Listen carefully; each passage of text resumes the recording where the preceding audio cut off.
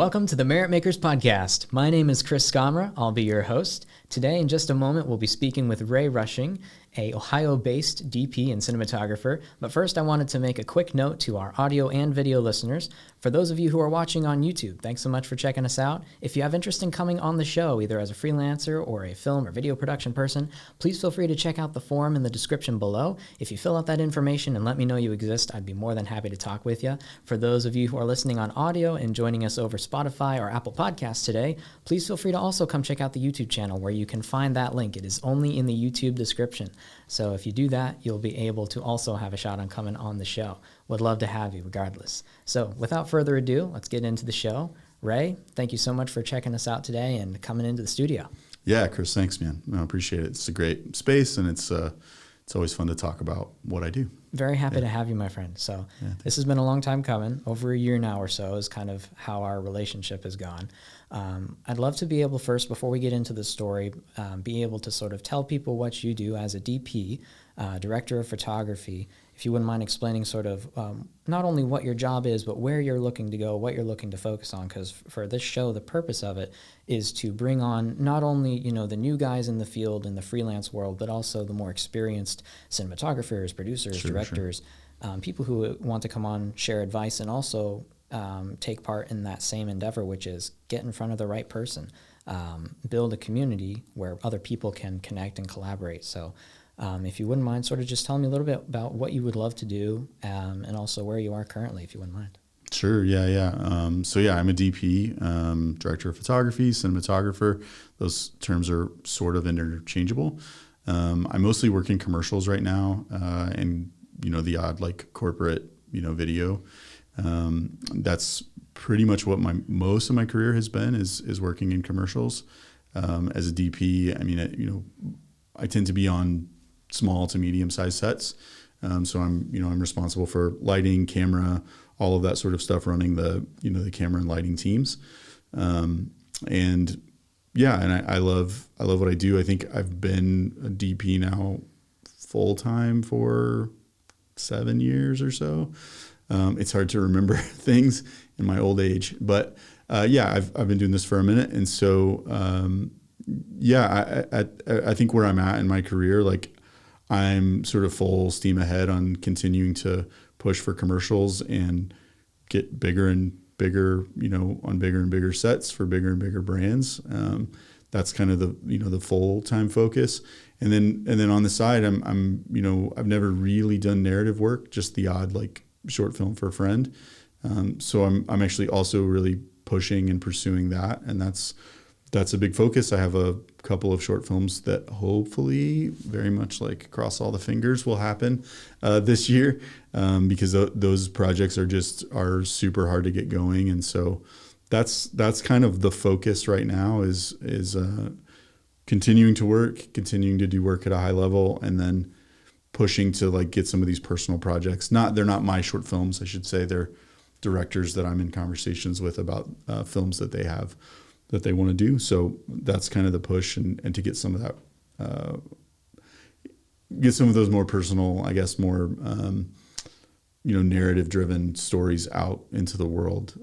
I love more creative projects. Yeah, more creative. I love what I do as a DP, on commercials.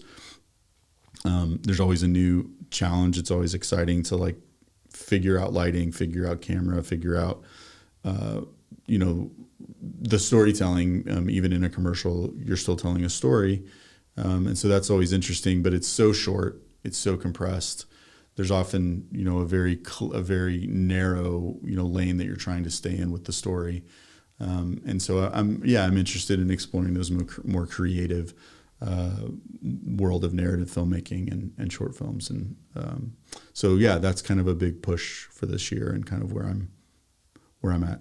Hoping the best for you, man. Like, yeah, really, sure. I know you and I have had some phone conversations where I know I am not in the position to be throwing multi-million-dollar projects to DPs or anything, but it's like I can totally help on the short film front. And so I'm always keeping my eye out for you because I know that's kind of where you have an interest in wanting to pursue. I know you probably still also want to be doing corporate to some capacity. Sure. I think it's really cool that you're coming from the advertising and corporate side. And I know we'll probably get into background in that in your work with on the corporate world. But currently, My understanding is that you're still pursuing, as you stated, the corporate and commercial world.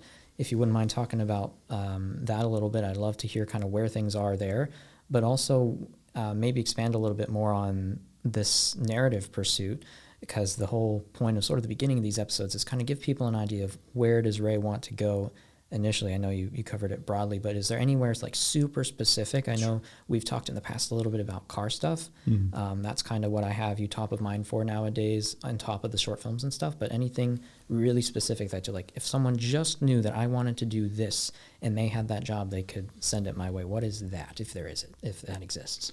Yeah, for sure. I mean, that's a hard one to nail down to one thing. I think one thing that's been, beneficial in my career up till now, and maybe I'm wanting to see this change, but I've been really a generalist. I tend to morph to the job. And I think, in that way, like, that's great. You're versatile. I can take on a lot of different things, but I've also been, more recently thinking, where's my voice in this process? And so, I know that's very, very broad. But no worries. Yeah, commercially, one thing the pandemic year was just a weird year, right? So there was a big chunk of time where I just didn't work. I'm sure some people, did, but at the beginning of the pandemic, I didn't work at all. I was able to stay home with my family, which was great. But then moving to the end of the year, I was super busy, but it was just whatever work I could get. So in that time, a lot of what my conversations were like and planning were like, was what are things that are not on my reel that I'm interested in and I'd like to do? And so I have a good buddy in town, Drew Tice, who I think he goes by Bionic Steady Op or something, not to plug him, but to plug him. So, I've heard of Drew. Yeah, Drew's a good dude, and he's a Trinity Steadicam operator, just a Steadicam operator in general, but has a Trinity and does great work on that, and has a moto crane. And so he and I have been talking about collaborating and getting some car stuff on both of our reels. So that's kind of the forefront. I have a meeting next week and another phone call next week with directors. So those are things that I'm like actively trying to pursue. I'm a big believer, or maybe it just is the way that of the world at a certain level, that you don't really get the work you want until you do the work. Yep, catch 22. Yeah, it's sort of a weird like, hey, we'd love to use you for this car spot. Can you send us a car spot that looks exactly like it? Yeah. And you go, well, one, no, because it's hopefully your thing is unique. But then on top of it, I haven't really done it, and so because I bounce around quite a bit all over. I lived in Detroit before moving to Ohio. And so I've been put up for a number of car jobs over the years, and I tend to not get them. And so it's kind of at that point in my career where I'm looking to go, okay, well, I'm not getting them because I know I haven't really done it. And so that's kind of the focus right now, I'd say commercially, is getting things like that on my reel. And I can talk a little bit about kind of how I'm approaching that. And that's, a lot of people do spec work to get those things on your reel. And I think that's viable and not a bad idea. But spec work is problematic, especially in the car space. If you're Ford, you know what a Ford ad looks like. If you're Chevy or if you're Porsche, they have a way, a visual style. And so when you're trying to do spec work that's kind of copying in a way, or trying to like do your own thing, but using a certain brand, it's really hard to break through. Those auto manufacturer people, they immediately will see it, and their ad agencies will go, is a spec. And so it's really tricky to do that well. So what I've been trying to focus on is meeting directors that are in a similar, mindset. They want to do more car work, but rather than doing something that's a spec, making our own ad that's, trying to go after a certain, auto manufacturer, Ford or someone. We're more in the mindset of, let's make a short film that's car based, right? And that isn't isn't so specific to say this is the brand new, you know, Corvette or something, and we're going to make an ad for it, when really it's a Corvette that we borrowed or rented or something. Yeah. And it's just very hard to, especially because it's being spec, it's going to be, the budgets are going to be harder. You're going to be doing things with, you know, asking friends to volunteer and help out. And so, yeah, I think commercially that's where my mind is. And on top of, I think I'm always pushing for, you know, I'm not doing Nike ads, but I watch Nike ads and I love them. I want my stuff to look like that.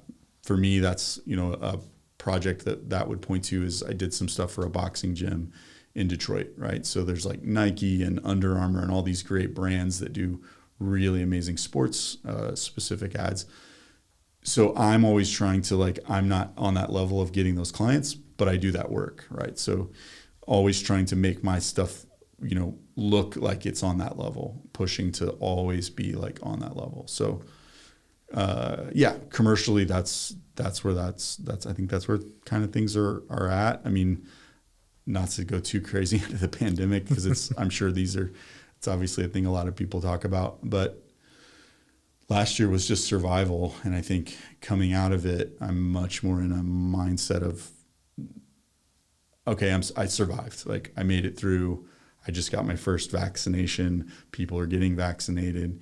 I think work is starting to, like, things are opening up. Yeah. The phone is ringing like crazy. I've had, you know, it's looking like the end of last year was my busiest, like, 3 months, I think, ever. And it's looking like this year might be my busiest year ever. And so, in that mindset of just surviving, I think it gave me a lot of clarity of, one, being just really thankful for what I do. I mean, we play with cameras and lights and, like, oh my gosh, like, it's not a real job. And so I think I have a renewed thankfulness for what I do. But then on top of it, also really now wanting to push to do more. Because, yeah, you can get in ruts and suddenly there's not a lot of stuff to put on the reel. So that's where I'm at commercially.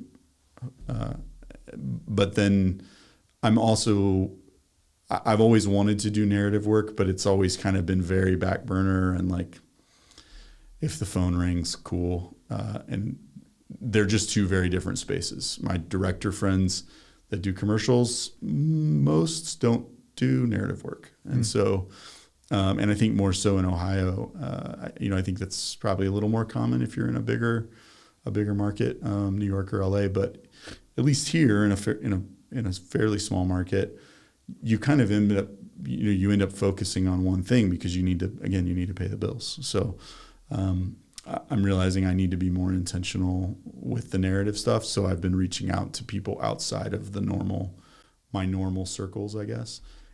Inside the normal circles too. I mean, I do have really talented director friends that do commercial work mostly, that have films they want to make. And so that's sort of the push. I'm being a little picky about it, you know, in that, like, I'm not doing, like, high level, you know, Nike ads, but I think I do I think the work I do is on a high level, you know, in terms of equipment and crew, and not that I'm working on big crews either, but The quality of output. Yeah, the quality of output, I think, is there. I mean, I'm always frustrated by my own work. I imagine as you talk to more and more people, you probably hear that a lot. But yep, we're all like, and it's kind of crazy because you'll hear people that make amazing, you know, films that we all know that hate what they do and think that, you know, some movie that you love, they will talk negatively about it. And so it comes down to you being your worst critic. Yeah. And I think there is an inherent, you know, thing in being creative that some people are just super confident, but most of us aren't. Most of us are, like, always self-critical and always think, you know, the last thing you did was the worst thing you've ever done, when that's probably not true. And so, especially when you're comparing it to other people. When you're comparing to other people, I nitpick my stuff like crazy, and it'll send me into a spiral. So in that way, like, I don't want to step into narrative just to step into narrative.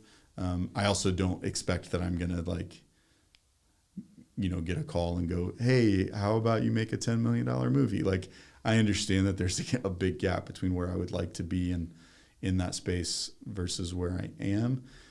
So I understand, like, it will look rough. It will look, it will be indie. But that's the big push is finding scripts that I really believe in and that are really, really good.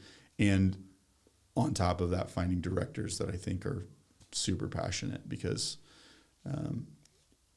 there's a lot of people making movies today. There's a lot of people working in video space that I think oftentimes, like, it's become so much easier to make content that the differentiator, I'm going to say that if I say that right, differentiator. It is a word, yes. Yeah, did I make that word?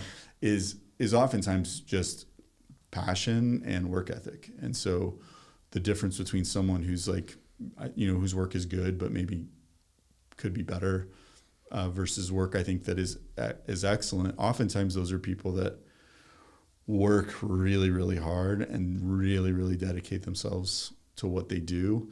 And those are the kinds of projects I want to be on, commercially, but narratively as well, So is that line for you then, how much people care about their work and their project versus, like what you said about, since the barrier to entry is so low, you get people in here that only do it to pay the bills, or they lost their passion a long time ago, and so it's just easy to keep doing it.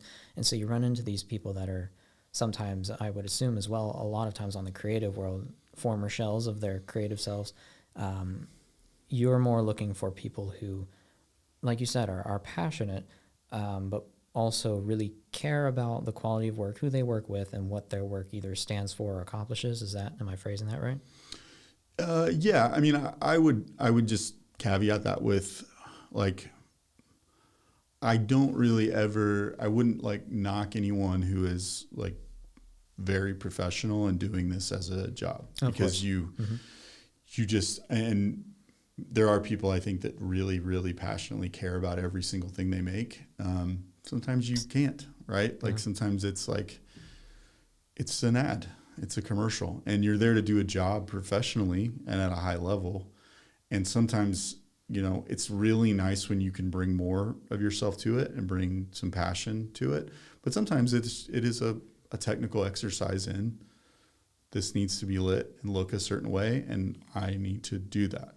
I don't necessarily need to walk into every job and go, let's make art. Like sometimes you're not. Sometimes it's creative, it is artistic, but it's not always art, if that makes any sense. And so sometimes it is accomplishing a goal. Yeah, and I don't want to look down on anybody that's sometimes you're in the commercial space. It's like about cranking through ads, and so paying the bills is a big deal. I have 3 kids. Like, I want to pay my bills. I want to do this as a job, and I would like to also do things that I am passionate about and care about. And so, yeah, I think that's a, not to knock anyone that's not doing that, I guess. Like, I work with amazing people that are just super, super talented and make amazing work. And oftentimes I think that does overlap, those people that are passionate and really care.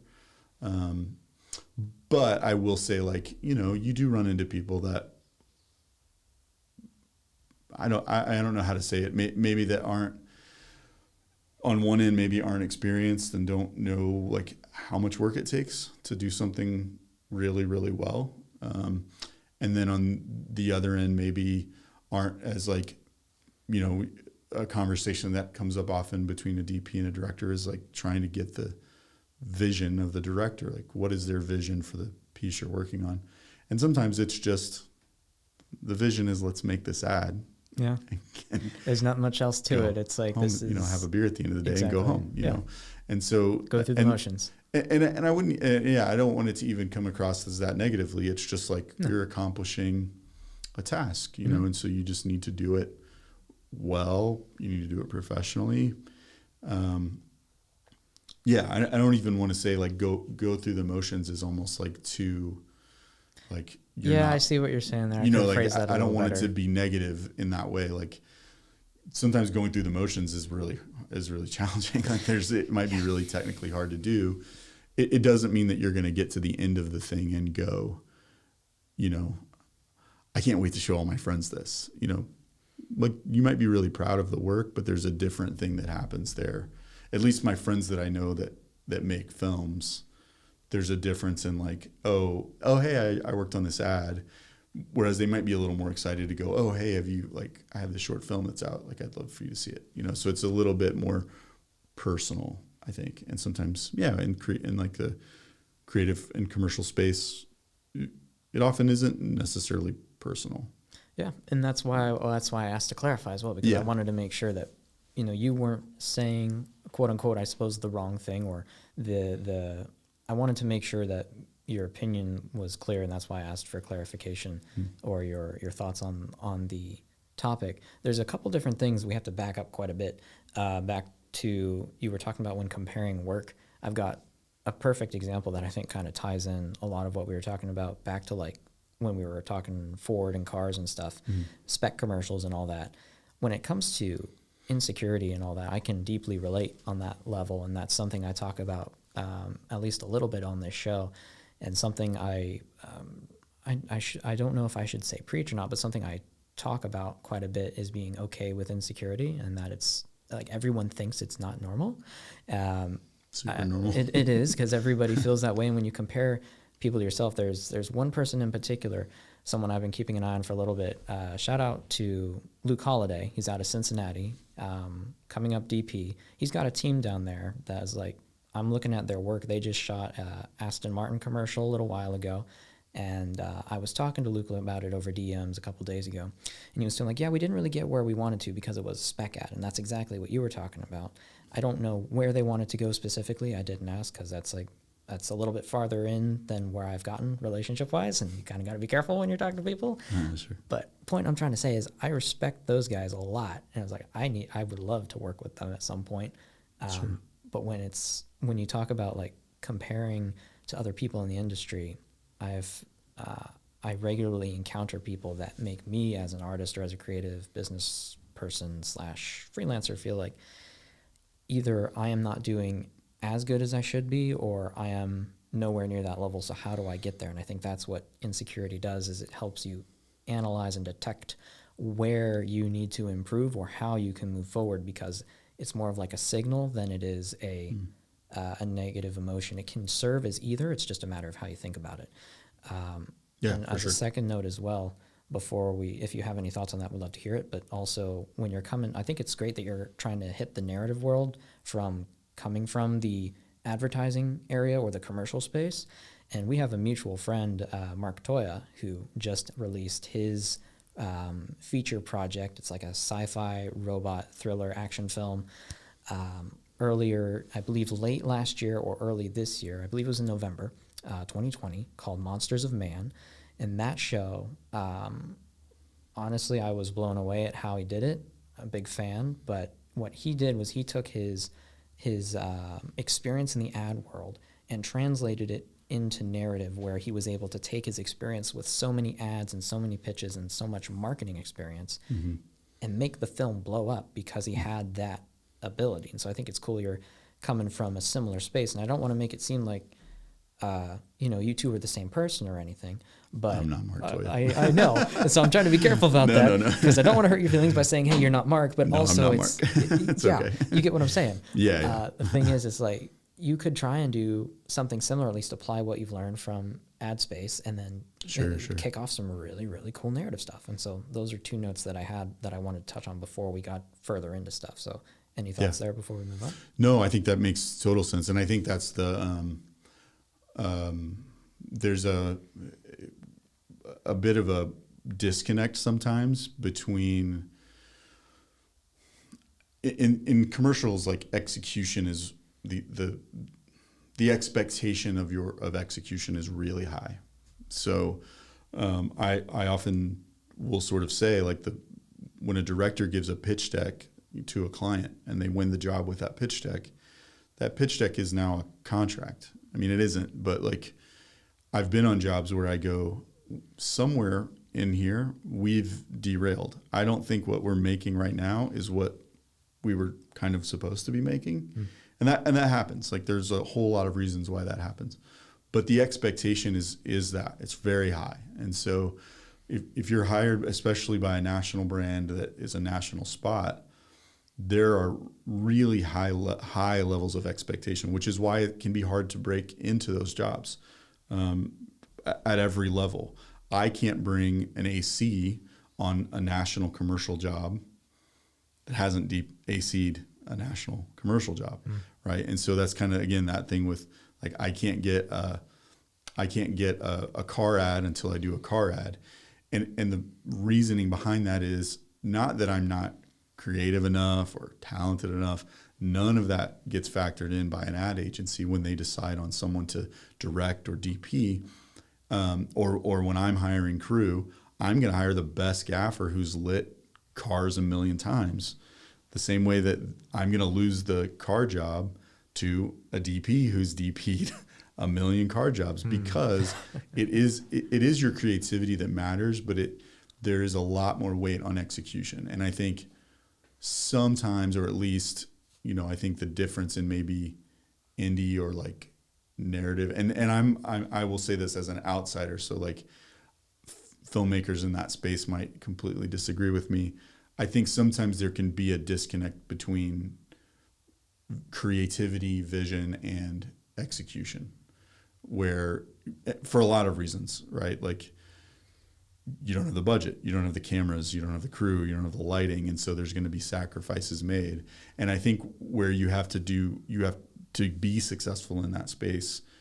I again, on commercials, often, I wouldn't say I have everything I need, but we're shooting on Alexas and we have sky panels and we have all the things, that I would think when I've had conversations about indie films, you're like, the Alexa Mini is now like, you're happy if you get a Blackmagic Pocket camera. Great camera, right? But there's differences in how you work. And I again, can they do both great images? Absolutely. The expectation on execution means that I'm going to choose the Alexa Mini for the commercial. It's proven. It has a like workflow that makes sense in a crew setting. The ACs are used to working with it. The image is extremely forgiving. It's great. Yeah. It's an awesome image. It's a great camera system to work with, more than just even the sensor, which the sensor is amazing. The Blackmagic cameras make great images and lots of stuff are being shot on those.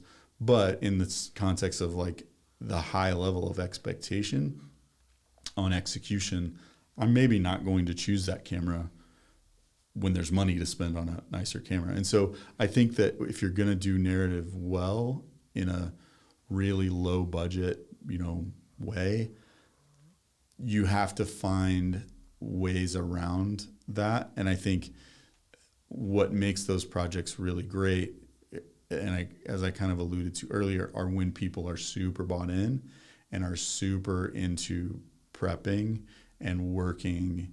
You're going to work a lot harder. I can make something look amazing with just the sun. I can make something look amazing with a grip truck full of all the lights and all the stuff, but I have to really sometimes work harder to make the sun look nice. So I think that is oftentimes you go, well, we have these limitations of budget, of crew, of gear. Well, to make up for that difference, you just got to work real hard, and I think you've got to work within your limitations. So talking about the guy that did the Aston Martin, spec ad, right? Like I've seen amazing spec ads out there, really, really high level. And I know friends that have done it and like, it's launched their careers. Like it's very, very possible, but you have to work within your limitations. Well, you don't have a Russian arm. Do I have a way to do something similar? Does it look good? Well, I don't have a Russian arm. Can I get a moto crane? I can't get a moto crane. Can I get a black arm? I can't get a black arm. Do I really want to be hanging off the back of a truck? And that's a case where you have to weigh out, like, well, is it worth it? Maybe it is. Maybe for the style of ad, like hanging out of the back of a truck is great. It's dangerous. Don't do that. Without a harness for sure. Yeah, people and do a it. safety. People do it, but not saying crazy. Yeah, it's not a great idea, but safety wise. But if you're being safe, I think there's ways to do it. But you have to bend your creative to that. If you want a Corvette flying down the highway going 90, you need to get the right tool for it, or you need to probably change your creative. You probably don't want I don't want to be in the back of a van going 100 or 110 to keep ahead of that. Yeah, to make that look really good. And I think that can often be a little bit of what's unforgiving in the commercial space, and why spec ads I think are hard is the expectation level is on execution is super high. And not to say that you don't want to execute on narrative films, but there's a lot more forgiveness if you're able to get what you want and tell the story the way you want.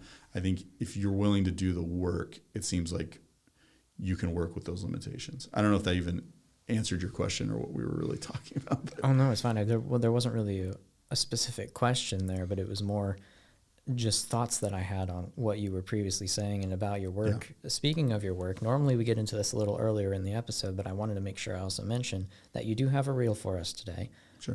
One thing that I always try to do is if we have any type of DPs or camera operators or anyone really, if you have a directing reel, producing, editing, or camera reel, footage to show that people have a chance to show their work. So for those of you who are listening on the video side of things, if you're on the YouTube video, thanks so much for staying with us this long regardless, wherever you're listening.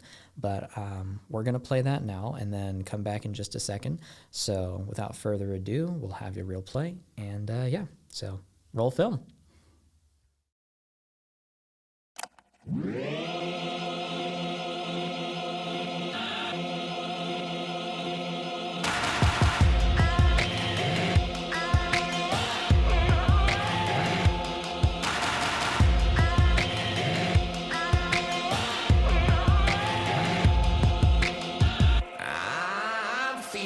Change coming.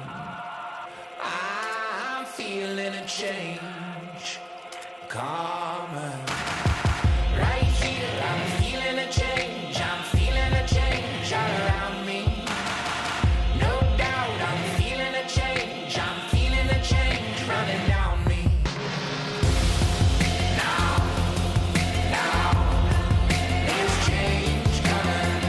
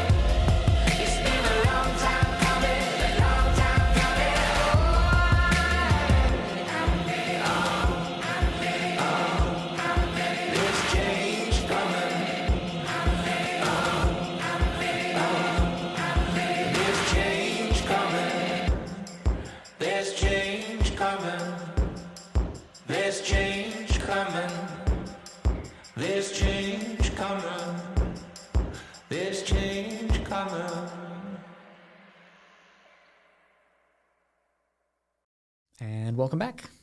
Great work, my friend. Yeah, thanks. So regarding the piece that we just watched, for those of you that are on YouTube, you just saw the reel. For anyone that's listening audibly, please feel free to go check that out at Merit Makers Podcast on YouTube. With each piece you have in that collection, is there anything in particular that stands out that you'd like to cover or go over, or just maybe in general, what are your thoughts on your work thus far?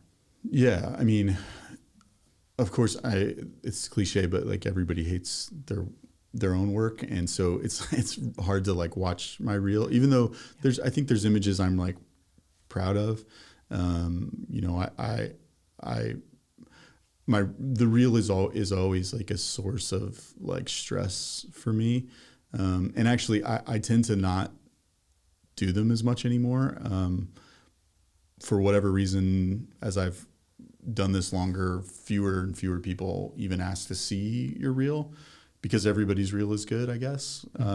Most of the time people want to see like finished stuff, like something that you've worked on and done, because I think it provides a better context, especially if it's relevant to, like, if you get a call to do sports, then they just really care about the sports stuff, not everything else on the reel. So, but that being said, I think like, you know, towards like the frustration that I feel about my reel, I think, and I think it's, again, just that going back to that crossroads that I feel like I'm at. You know, there's stuff on my reel that, while of course I put it on my reel so I like it, I think there's things that I'm putting on my reel because they get work, really, like they make sense commercially to people, and are the kinds of things that get, I anytime someone reaches out, I ask, like, what did you see? You know, when they say, hey, we saw your work, we really liked it, I ask, well, what did you see? Which immediately gives me some context for like where their head is at. And it's never the same thing, and it's never what I get. In fact, what was it just recently? Someone referenced something that was like, I've almost taken off my site 10 times because it's old, and they're like, oh, we saw this and we loved it. And I was like, really?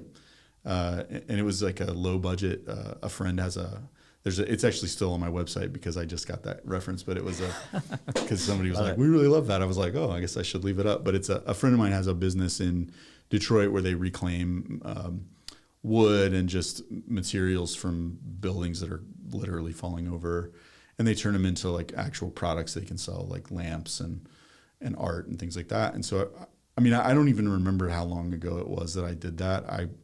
He asked if I could shoot it. I borrowed a camera from somebody. We went out for the day and we made a little thing, and it looks nice. Like I'm happy with it. It was just me. It was one light. It was very simple. But not to go derail too much, but the reel it's the kind of thing that, like, I don't even know if I include any of those shots in my reel. I really love it. I mean, it was fun to work on. But yeah, what people are looking for, you just never really know. And so I think that leads to like a frustration for me when I look at my portfolio and my reel, because I tend to kind of leave, like I said, I've almost taken that off my site a bunch of times. I have other things that I know are like, they were $500,000 commercials. And so I'm like, well, like, I have to have that in my reel, but I don't necessarily, like, I guess, look at that and go, this is amazing. This is the pinnacle of my creative career, or where I want it to end, I guess. But I also know that stuff can be impressive to people. And so it's like, and I've been given advice on both ends, you know, make your reel what you want to do, right? The kind of work you like and put out there.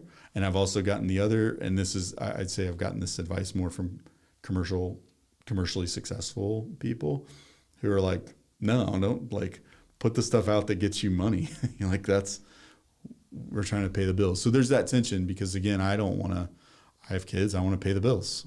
So I do put that stuff out there. I think it's slowly starting to be a thing where I'm realizing that is only going to continue getting me that kind of work. And that problem of seeing a reel and going, I wish this was more me than just work, is not going to change on its own. And so I think that's the kind of headspace of wanting to move towards narrative and wanting to do more creative, you know, projects. I think it is partly about that, like, where my career's, you know, going. So I know that's not about a specific project, but more broadly, but yeah. No, it's okay. Sometimes you can't really be specific, especially if your reel is not, like you said, that one thing. A lot of people say put out into the world what you want to receive, whether that's attitude, aptitude, or your reel. Yeah. If you only do, like we're talking about earlier, car stuff, your reel most likely will have a lot of car stuff in it, and you won't get a job for going out into, I don't know, Antarctica or something to do a documentary on penguins. It's like, that's probably, you're not going to get that job. And so I totally and I think in that way, world. like if you want car ads, you put car ads out. Mm-hmm. I have kind of just been in, and I think this is being in a small market, not being in, you know, Ohio generally is a small market, even though we have some big cities here. Mm-hmm. The Midwest in general, again, small market. It's amazing work going on here, amazing work that's happening here all the time. But in a way, I've morphed to that. I've said, well, then, yeah, I'm going to put out everything that I think is good. And that's led to like, you know, my reel for the longest time has been, I think, too long and hard to make cohesive. Because I go, well, this is great. This project was great. It was a big budget and it gets me work. This project was great because I really like the way it looks, and it was me and a camera and a friend and a light, you know. And so I think that tension is tricky, and I think the market, like in some way, I've bent to that, I think, market. And I guess I'm not that I'm like changing that strategy at all. I mean, it's still about trying to like get work, but I'm now, I think, more in a headspace of me enforcing, like me pushing out what I want, you know, what I want in the world, and saying, yeah, letting the market come to you. This is what I do. And, you know, yeah, being the, like, yeah, maybe I won't get certain things. Maybe there will be jobs I don't get because I just go, no, I don't do that. That's a good thought. Is I think finding what you want to do and finding it early is a positive, but it's not the easiest thing in the world to do. If you look at our market right now, you have a lot of people that are coming up in the industry, such as myself, and probably a lot of people who listen to this show, who would love to know if, from your perspective, in order to, and I don't want to make it seem like Ray is everybody, like if I'm not going to say everyone will go through this process of say yes to everything at the beginning, and then you run into the problem of when your reel has everything on it, that's a problem because then you can't get the jobs you want, and then you have to unbend, so to speak, and stand your ground, stick to your guns, and only do what you want to do. Question I have for you is there any, and it's okay if you don't, any advice or tips that you might have for those of us who are coming up who could then figure out an easier way to construct that reel that you're trying to have now? Does that is that making sense for you? I think so. I mean, one thing I will say that I have been surprised to learn is everybody does stuff that like for money, like, and I mean everybody at the highest level. I won't say names because that's weird to do that, but I got a call. I ended up not getting the job, so maybe I should just say the name and then go, look how cool I am. I didn't get this job. But I got a call to be a remote, and this, I'm sure this is happening a lot with COVID because people in those big markets, LA, New York, can't travel.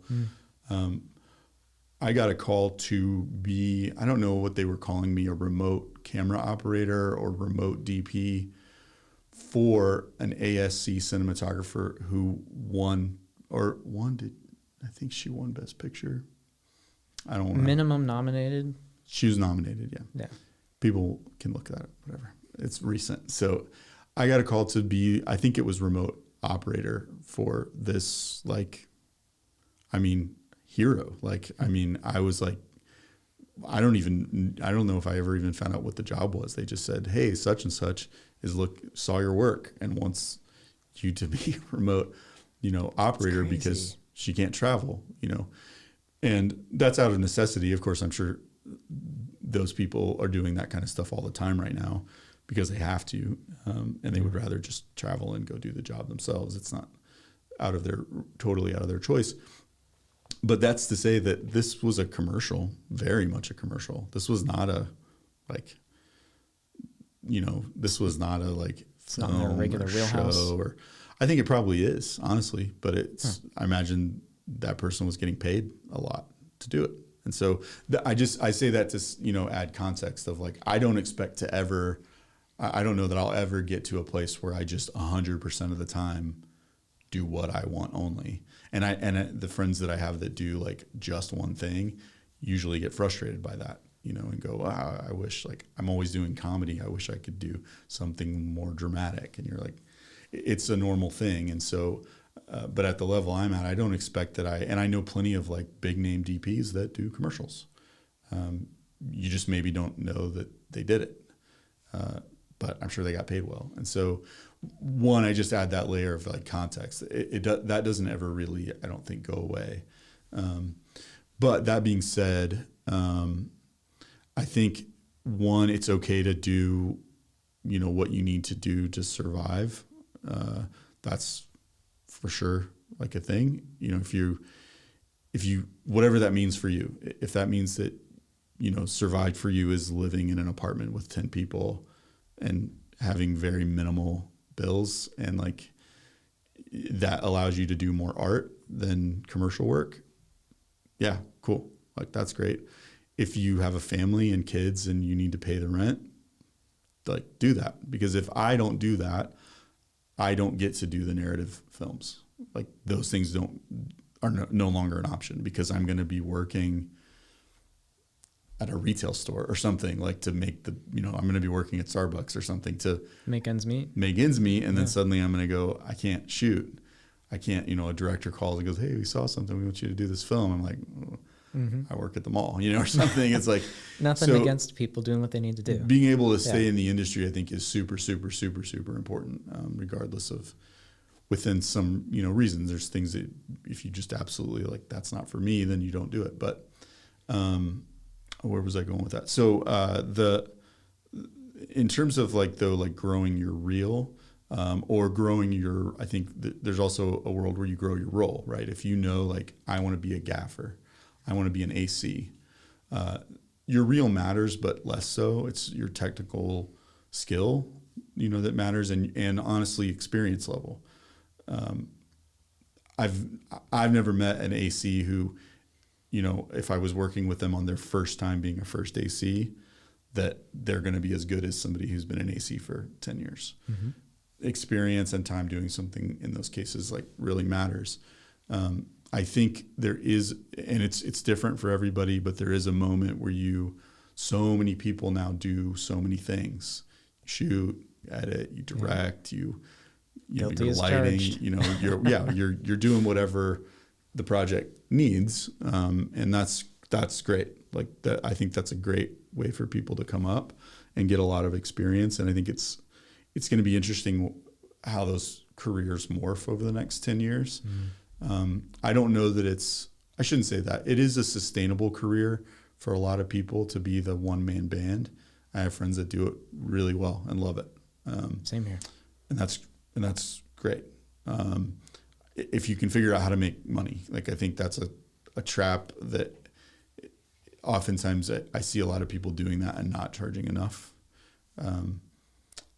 That's a whole nother thing, the business side, but like, yeah, no, if you like that, that's great. Do it. But if you don't want to do that, and you fill in the blank, I want to be a director, I want to be an editor. At a certain point, you have to be that. You can't just say, I want to be. When I started out, I got advice from a lot of friends, and I felt really strongly as I was learning, I was doing whatever. I was like helping out on sets and sometimes directing, sometimes editing, sometimes shooting, sometimes lighting. Like I was doing those things like a lot of people. I hit a point where I was like, I want a DP. That's what I want to do. And I talked with different people and I got a lot of different advice about how to do that. But for me, really, it was just a drawing a line in the sand and saying, I'm a DP. That's what I do. And figure out how to make that work. Yeah. Now, those jobs at the beginning are going to be small maybe, or like maybe you get lucky and they aren't. I don't know. My career was super weird because I did all that later. I was a photographer for a long time before transitioning to video and then transitioning to being a DP. And I think being a little bit older, I was also like, I was not interested in like being a one-man band. I was not interested in coming up through ranks. I was like, I get what all those jobs do. I work really hard to know my stuff. I'm assuming there's no cussing. Otherwise, I would have said something else. I appreciate that. Usually, so far, it's been fairly family friendly, but I want people to be like, if you swear like a sailor on set, then feel free to be yourself, because that's who people are going to be hiring. Yeah. Just personally, I don't do it. No, I have kids, so I can edit I respect my language, but I try not to anyway. But yeah, no, I made a real clear distinction. I'm a DP. I knew that if I said, oh, well, I want to be a DP, so I'm going to AC, that was only in the service of getting to be a DP. And they're not the same job. As a DP, I need to know what my AC does. And oftentimes you may end up on smaller jobs where you don't have one, so you have to fill that role. But I felt really strongly like that's, so I think that's the hard thing about, starting out as a one-man band, knowing that you want to do something else, you've got to find a way to do it. And so, maybe that is you were the one-man band, but you really want to be a director. So you just say, I directed this. You don't have to tell people. You did everything I else. shot it. Yeah. I edited everything else. You can just say I directed it, or depending on who you're talking to, if you're going out to meet a director that you want to be a DP for, and maybe you directed and shot and edited and did all that, but you just go, yeah, this is my DP reel. And so I think it's a hard line, and it's going to be different for everybody, but at some point making a decision, I do this, I feel like is super important. And it's an ongoing decision. I get calls to do one-man band stuff. I don't remember the last one. It was December or something. I got a random call from someone outside of this market. They needed something shot. They needed somebody who owned gear, owned lights, owned audio equipment, would be the one person on set to do it, to shoot. It was a talking head. I'm capable of it. I said no. I was like, no, I just don't really do that. And it's partly because I don't like that. I don't like working like that. I feel like it compromises too many things for me. You can't focus as much on what you love to do or what you want to do. Yeah. And then I think it's just not, I don't know that like I would have, I don't know. I think I can do that work and would have done it well. But there's some element of like, I do this job because I love it, not just for money, even though that's important. And so they're just, the way I've talked about it with my wife is like, there are things I may fail at this job, and I'm kind of okay with failing if I'm doing it the way I want. And right now in my career, I want to be a DP, and I want to be the very best DP I can be. And so if I'm doing all of these other things, like, I don't think it serves that goal. And I'm okay with, if I'm not getting enough work as a DP to pay the bills and I have to quit, so be it. I'd rather do that than be doing things I don't want to do. Like, for me specifically, it's editing. I don't like editing. I don't want to edit. I don't do it. I don't do it well, right? So like, there are better people to be editing. And so I never do those jobs. I just say no. When someone asks, I go, no, I don't. Oh, good. I just say I don't do it. I was just, sorry. No, it's okay. I just say I don't do that. And so it's hard to do sometimes, especially if I think I'm feeling slightly like I'm established now, but only slightly. You have a rep. Yeah. Locally, people. I've talked to people before. Only they slightly. Know It still always feels like you're struggling, but to maybe it's a different struggle, not a struggle to pay the bills, but a struggle to like do better stuff. But at a certain point, it would be a distraction, I think, if I was taking everything that came along. So I think there's that line in the sand there that we were talking about earlier, where it's like, if you are going to be working at Starbucks, not to demean anyone who works at Starbucks. No. I have a lot of respect for people who take those I worked jobs. at And Best Buy for a long time in college, yeah, and Apple, and anywhere did a lot that's of retail like, jobs. you're working there for a reason. If you're working at all, I salute you, because you're putting in Yeah. effort to gain an income to either support a family or yourself or your dreams, whatever your reason is. You have a reason you're working. That's fantastic. Point being, though, I relate to the struggle, because right now I'm trying to figure out how I can build a pipeline of work and get a amount of income that's steady so that I can launch a sustainable career. And one thing I also respect about what you said is, if you have to go back and work at a day job, so be it. I don't want to speak for you, and this is something I'd love to get into a little bit later as well, talking about family. Personally, for myself, if I had kids and a wife, maybe someday, I would rather work to feed them than feed my own creative self. But there's that tug of war between the two that you have to consider as well. Creative fulfillment for people like us is a huge thing, where if we do not obtain it, and this isn't the case for everybody, but for a lot of us, if we are not creating and working in that field, we are a lot less happy, I suppose, to use a very broad and general term. And that can be dictated by a lot of things, both the type of work we do, the level of work that we are pursuing, and also who we're working with on set. And that's something I'd love to find out as well a little bit. Something I love to sort of bring out of people, or at least ask them when they're guests on the show, is, what's it like to work with fill in the blank, or with, in this case, Ray Rushing? What are things that you value working on set? Like, what do you really love to see in people, or what are the type of environments that you love to be in? So that gives people an idea of, okay, if I want to bring Ray onto this project, is it a right fit? Because some projects are, like we talked about earlier, just there to pay the bills. It's a very serious crew. There's not a lot of socialization. They're there, go in, get out, done, boom, on to the next one. They're super efficient. Other ones are all about socialization. It's all about, to some extent, there's always a point of making money and making a living, but there are more sets that are more lax. There are more sets that are more strict. What is kind of, I suppose, your preference, or what do you love to be? What environment is it that you thrive in on set, so people get an idea? Yeah, I mean, one of the things I love about, I had a career as a photographer for a long time, and I loved being a photographer. I think creating images is just something I've always, at least professionally, it's really been what my career has been, whether that's photography or now video.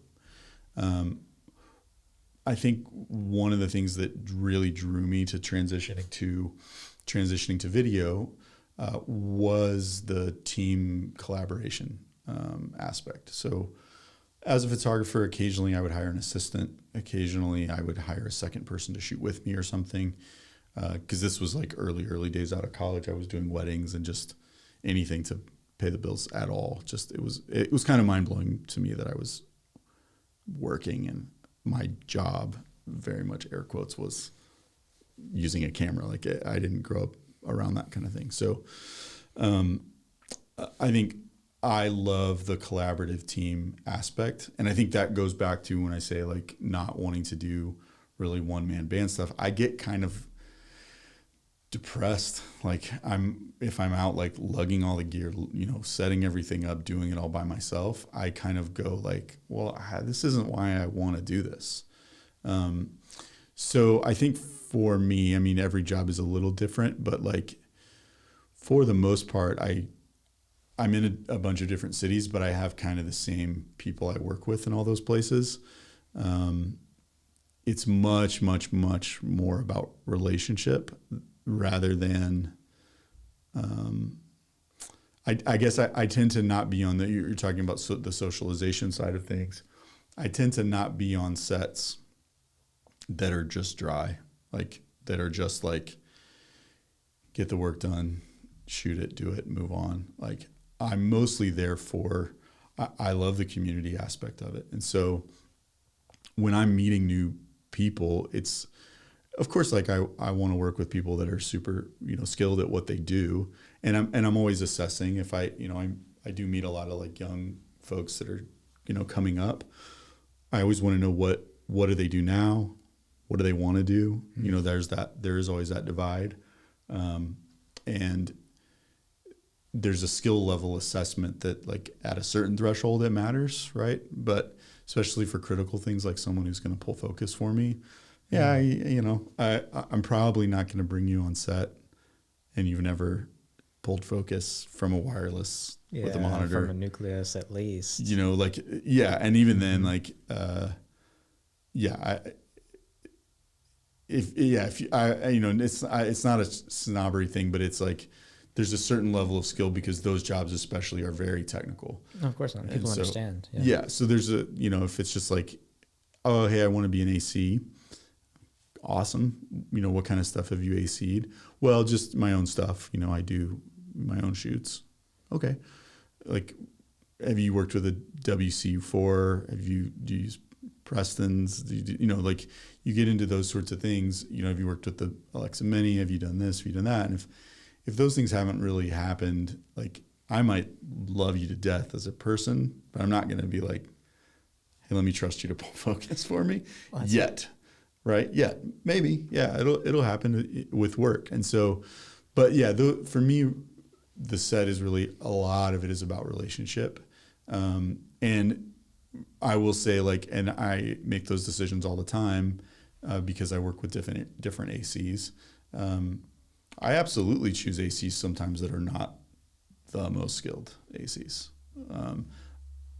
And sometimes I work with the most skilled AC and I go, we didn't really don't jive, get along. Yeah. Like there was little things, miscommunications or just personalities. People are different. And so, it isn't always a skills thing, but when the skills are somewhat close, it's always relationships. And it's always bringing on people that I just enjoy being around. Cause this job can be, it can be really hard. It's long hours. You're away from family.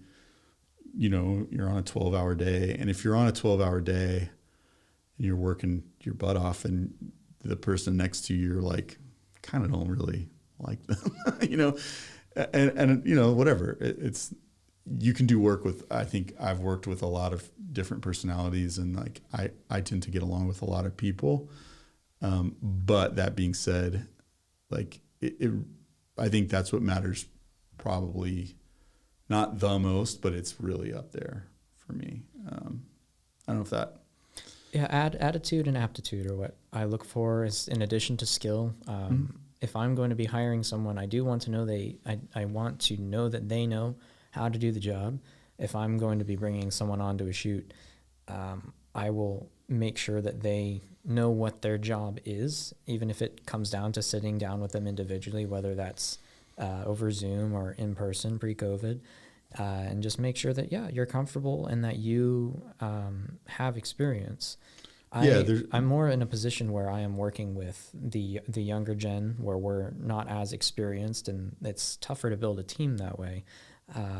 However, if I am going to be hiring people, skill set isn't all that I look at. And I'm not saying that's what you just said either. I'm not saying that's your view on it. There's a level though. There is like, again, if someone says I'm an AC, because I will get that sometimes. I'm a this, I'm a that. You'll ask, what does that mean? And I was like, oh, cool. Like, what have you done? Like, what kind of stuff do you work on?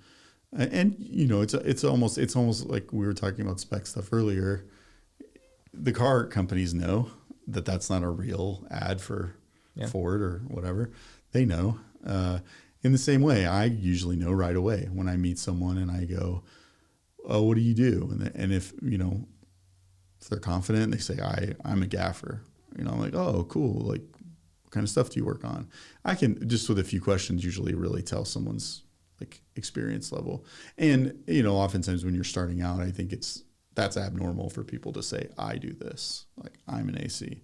Most of the time when I meet somebody who's like, starting out in their career, they tend to describe themselves generally. Oh, I do video, or I do, if someone says something along those lines, like, what do you do? Oh, like I make videos. I'm, not to disparage the term, but I'm a videographer or whatever. If they say things like that and they say, I'd love to AC for you, I can tell you probably not. Like, I just, again, and I think I'm trying to transition and do more narrative work, but I personally want to bring a high level of execution to the job. A standard. Yeah. And I can't, while like an indie no budget film, I'm going to probably not get the best AC in town because they don't need to do it because or I need to pay them. All right. I mean, people do favors for sure. Like you become friends with people, but, absolutely. But at the same time, like I'm going to, of course, be much more willing to take someone on in that role and go, you're not the most experienced, but let's try it out. I can't do that on a, I can't do that on a bigger thing because especially like a first AC is like, it's literally the first person that I think about when I think about a job. I would rather not. I love having a great gaffer too. It's not to diminish that role at all, but I would rather be my own gaffer than be my own AC. And so that role is super important to me. And I've been on jobs where we had someone less experienced and the take is really good and you're watching it and it's not in focus. It's not in focus. Yeah. And you're like, darn it. Yep. And you're not mad or, I'm not one of those people that gets really angry, but, and everybody does that. I mean, I've had the most experienced ACs in the world go like, that one's on me. That was a little soft. And, you're shooting, certainly happens plenty where I'm hand holding the camera and doing handheld work and I'm moving around a lot and we're wide open and the depth of field is crazy shallow. Like, oh yeah, for sure. You're going to buzz the focus. Like 1.8, 1.2 treacherous water. Even the most experienced person. But that being said, like I've also been on jobs with people who are, a little greener and we're just doing a simple dolly in and they went the wrong way and you're like, ugh. That makes you really nervous, and depending on who it's for, if it's commercial, it's like that can't. No. You're going to immediately hear it from the clients and everybody. And it's like, again, it's not to say that the standard is perfection because that's ridiculous and that's not how I think. And plenty of really experienced people that I've had to redo takes for because it's a little soft here or there. But but that being said, like that stuff matters, and so I think there's that mentality of like fake it until you make it, and I think that there's some merit in that. Because I did that for sure. People would say, can you do this? And I'd be like, yeah. Don't ask to see examples, please. Yep. And so, yeah, I like that I think is okay. But there's an element of like, at a certain level, people sort of know when you're faking it, if that makes sense. People can see through the front, I suppose. Well, a part of my job is assessing my team, and so true.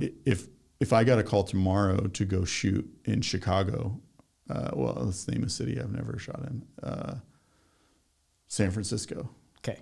I was like, I've shot in Chicago, so I do know people there, but a place I've never worked. Right, I would not. Like I would be looking for referrals for that team and other people that I go, I know you're, a DP that does really great work. Who do you work with? Can you send referrals?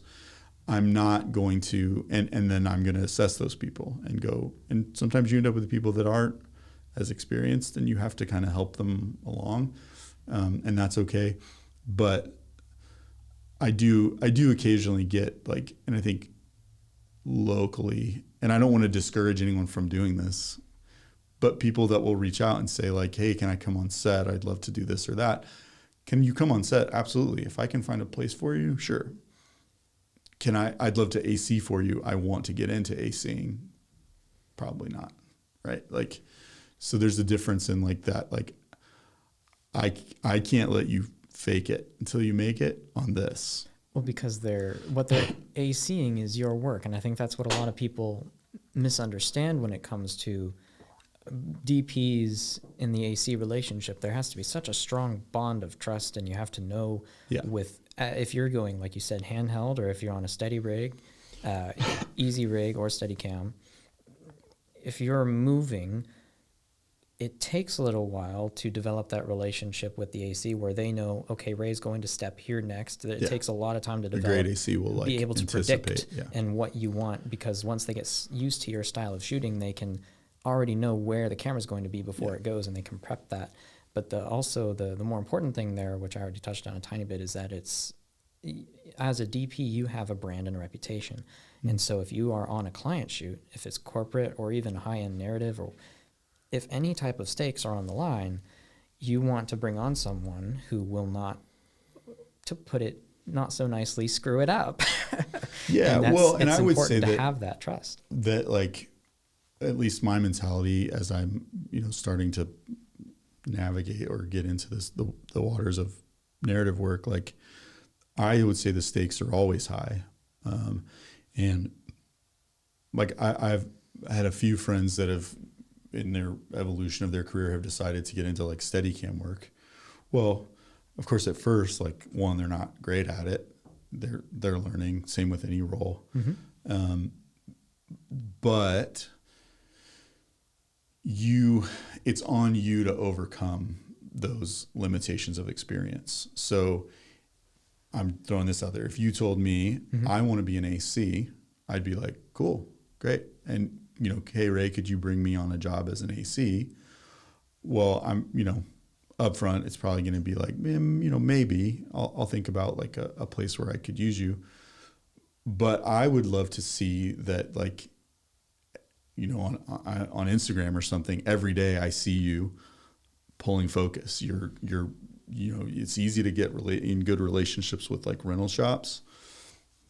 You can call those guys. I know all the shops around here. Like, if somebody wanted to be an AC, go there once a week, twice a week, 3 times a week. In fact, just days don't make any sense to me anymore. But this was earlier this week, I think.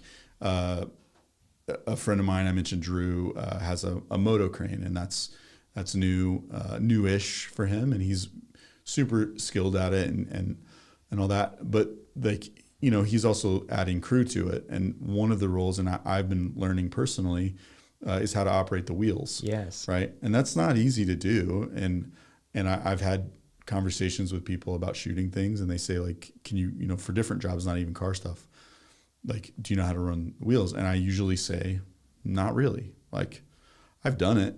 I know how it works. In theory, I get it. But before I'm willing to say, like, put myself on the line, I need practice. And so he sets up days with people that are interested, and they do practice days. And that's what I would want to see, right? Like, if you're talking about how you grow in your career, and say you're doing one-man band kind of stuff where you're wearing multiple hats, that's fine. You're not going to become a great focus puller that way. You're developing some focus pulling skills. You're not going to become a great, remote head operator on the wheels because you've used a Ronin once or twice, And so I think like that's how you build those. And I like, I don't know this guy super, super well, but I, have met him a few times, and, we've had conversations online. Ryan Forte, I think Forte is how you say it, in Cleveland. And at least I very much may be remembering this wrong, but at least what I've seen from his career, I think when I kind of first met him, at least I thought of him as like, oh yeah, Ryan's like young guy, video guy. He's in the union now. Like, and I see him all the time, sitting at home with a focus chart, and he's practicing, remote head operating. He's practicing with his Steadicam rig. And, I don't know, I imagine he's very experienced now in the like few years that I've been kind of like following what he's doing. But I don't think he got there entirely because he was doing it on jobs. He's working at his craft all the time and getting better. And as someone who would, in theory, I get calls for jobs in Cleveland, and he's on the list 100%. If I had a Steadicam job, he's the first person I would think of. And there are people like that who, and not to say you're wanting to be an AC, but if you said that, and then I was like, oh, cool, like I'll keep Chris in mind, for some stuff. Maybe if I have some simple thing. And then every time I went on Instagram, I saw you sitting in a rental shop and you're practicing and you're learning and you're asking them, can I come build cameras? Because that's a big part of being an AC. Well, that goes a long way. Now, do you have the like on-set time and experience? No, but I know you're putting in the work toward that, and I think that applies to a ton of roles. Everywhere. Yeah. The visualization is key. If you are, one of the main issues that I think people have with getting their foot in the door is that people don't know they exist, which is a phrase I use a lot on here, especially. But I think you're absolutely right, where there's a right way to do this and there's a wrong way to do this.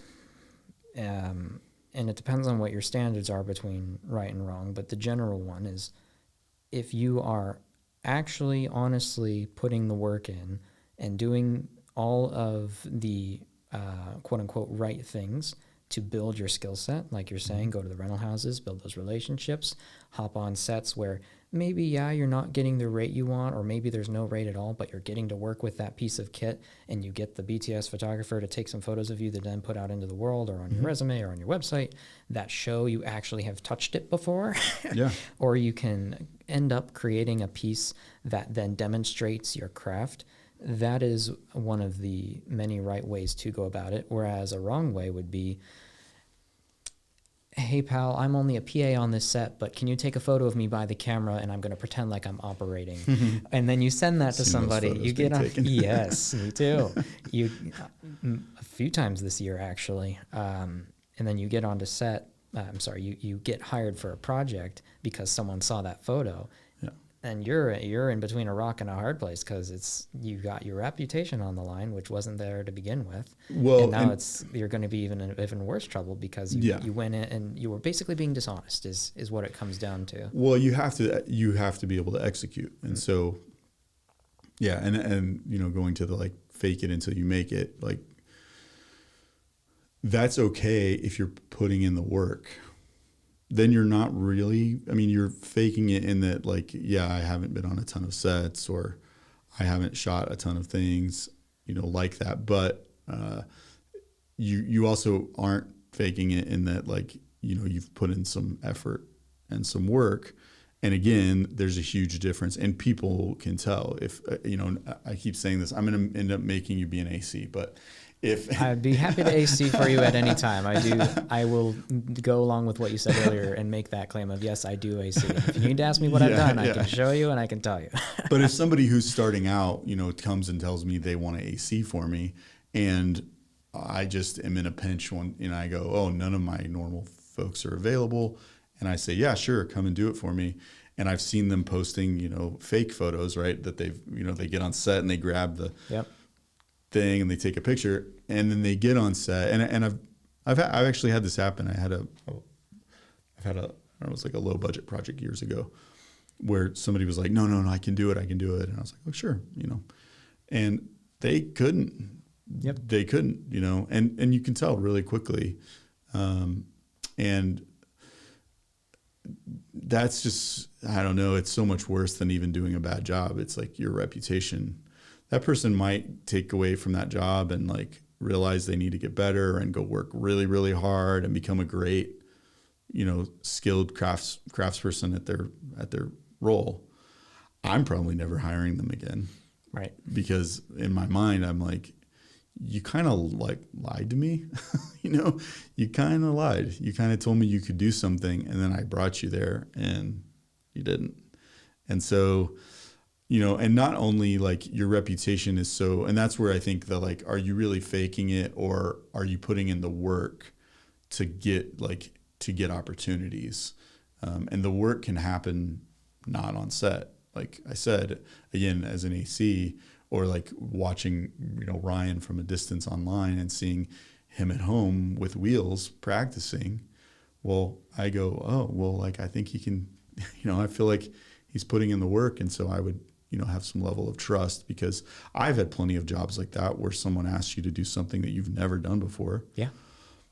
It doesn't mean that I of course I said yes, and maybe, I don't want to say misrepresented, but I was like, oh, absolutely, I can do that. But the step between that moment and actually getting on set was a lot of work. It was a lot of prep. It was a lot of like whatever that new thing is. The first time I worked with a Steadicam operator, you know, have you ever worked with Steadicam before? Oh yeah, you know, small stuff, nothing I can show, but like, yeah, I'm comfortable with it. I'm terrified, right? Yep. But I go and I watch a bunch of stuff and I ask a bunch of people and I spend the time to like educate myself. Yeah, you get now, prep like, days. I get on set and I'm nervous because it's new to me, but I've done a lot of work to get ready for it. And I think that I do run into a lot of people that I question, are you willing to do the work? Like, you're telling me you're something, have you done the work to be that thing? And oftentimes I think the thought is that you're going to learn on set, and that's not, then go PA, like go do something else. Don't try to learn that role on the day. Yeah. Like, you're not going to do well, and nothing, you know, I'm harping on being an AC, but like, that's a super obvious, well, like, it's fine because job. you're a DP, and that's one you're more used to having to interact with, because Sure. you wouldn't have as much experience, like say for a set deck position, or working as a, you know, financial consultant in the producing department. Yeah. Like, Well, and when I started out, there were plenty of things that I hadn't done before. I got the best gaffer I could get because I knew like lighting was going to be hard for me. And then you can learn from him on the day, not like not doing the gaffing position, because that's what he's there for, but that's what he's seeing too. It's like, if you want to be an AC, find people who give you the shot that can teach you how to be an AC under those non-stressful, non-reputation on the line positions. Well, even like, you know, shooting handheld, which I've done a lot of. At first it was handheld with me pulling focus. I mean, I was, you know, shouldering and I was pulling focus as I walked around. And as I got to the level of having an AC do that, they're so much better. Even when it's handheld and they don't know I'm going to take a step, they somehow still know. And now if I have to do that stuff, and I mean, capable of pulling focus, I'm not as good.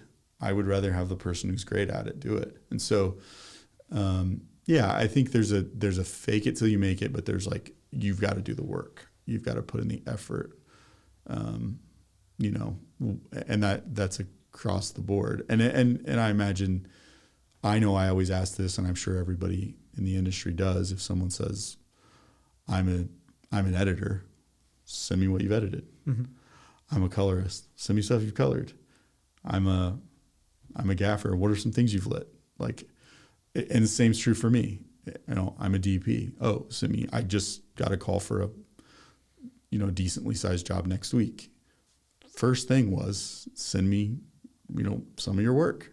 And they're going to immediately assess and go, I don't think he can do this, or he can, you know. And so however you can get that experience. And for me, like wanting to do car work, I'm getting as much time in the car as I can, shooting stuff that I'm never going to show anyone, you know, just driving around a parking lot, going to things like, again, my friend Drew will set up days where we'll just sit and practice on the wheels, because I would love to be operating the head as the DP.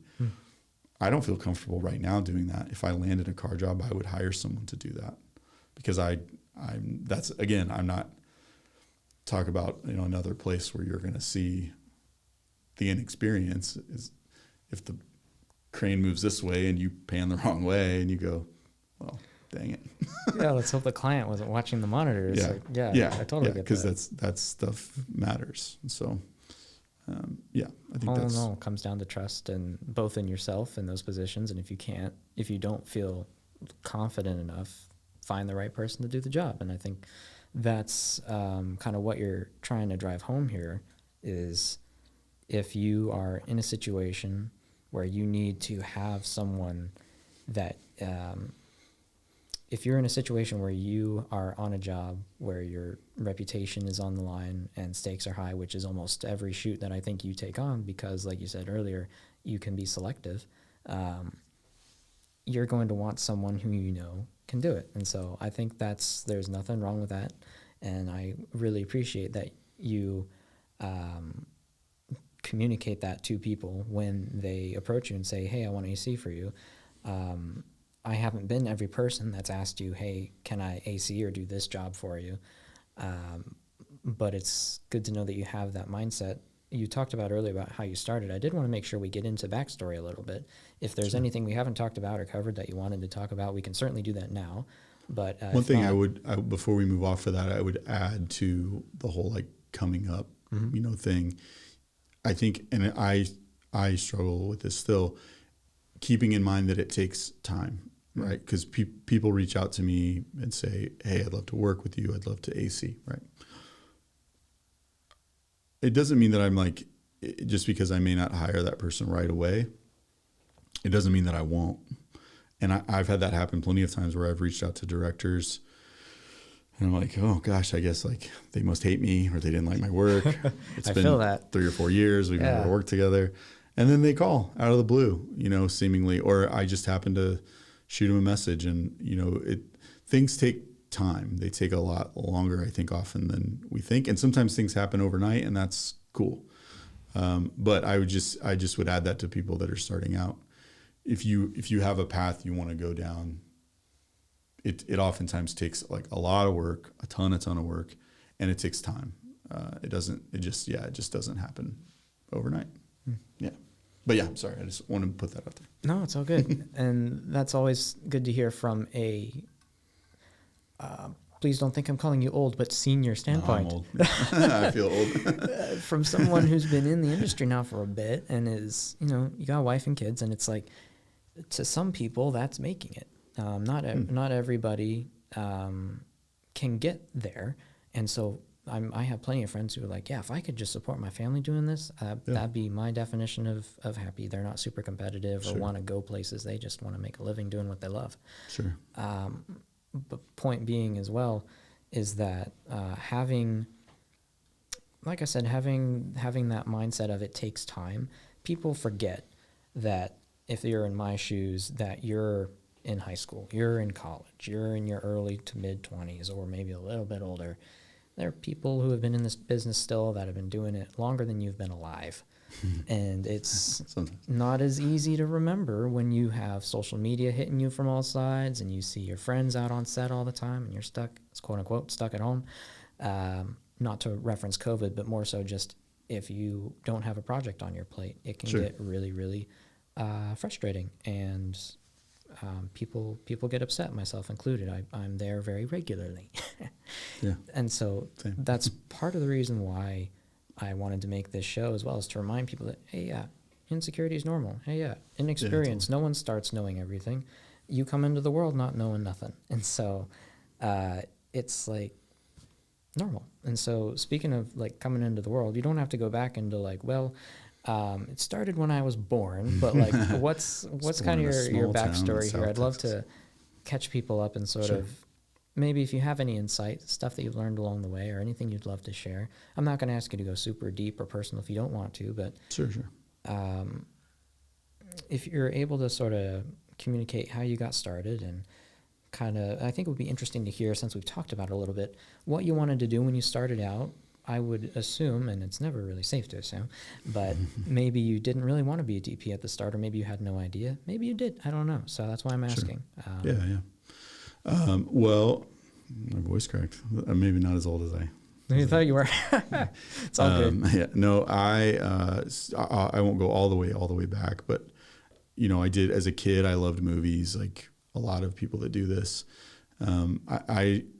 I grew up really poor, especially when I was younger. And so like, this was like not a real career to me in a way, I guess. Like, I just didn't think this was something people did. But fast forwarding to like getting to like becoming an adult, in college, I was a history major. I still don't really know why. I liked history. I think, I loved stories, and that's, I loved reading history. I still do. It's just stories.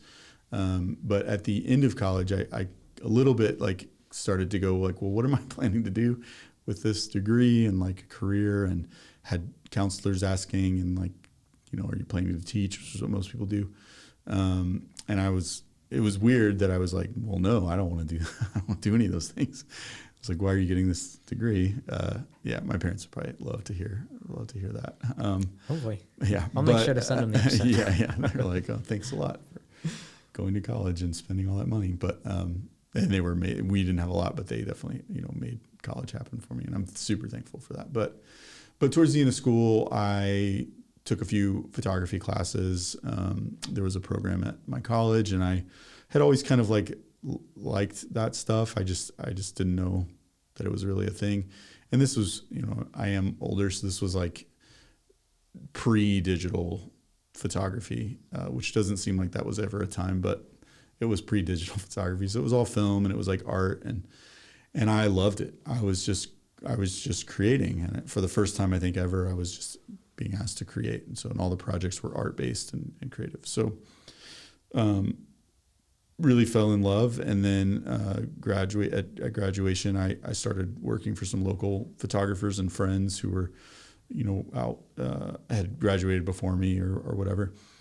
And so I decided to start a photography business. I did that for the first 5 years. I was all in doing weddings outside of college. So I was a wedding photographer and did other things, but, did weddings and did whatever. After a few years of that, I absolutely hated it. I hated photography. It took a long time for me to get back to a place of loving, because I now super love photography. It's very, very important to me. I sort of feel like I'm recapturing that love that I discovered in college, that I totally lost. And if I could point to anything that I would tell people now, and I think, informs my career now, at the time I said it to people blatantly, I just am amazed and love that I get to work and use a camera. So I don't care what I shoot. I just want to work and shoot. And that was great for a season. But I hit a wall, and it took me a long time to realize why I hit a wall. And now to me, it matters a lot more. I want to pay the rent and do all those things, but it's why I made a decision to just DP when I decided to be just a DP. And I turned down jobs as do you want to AC? It's no. Do you want to do this? Do you want to do that? No. Do you want to edit? No.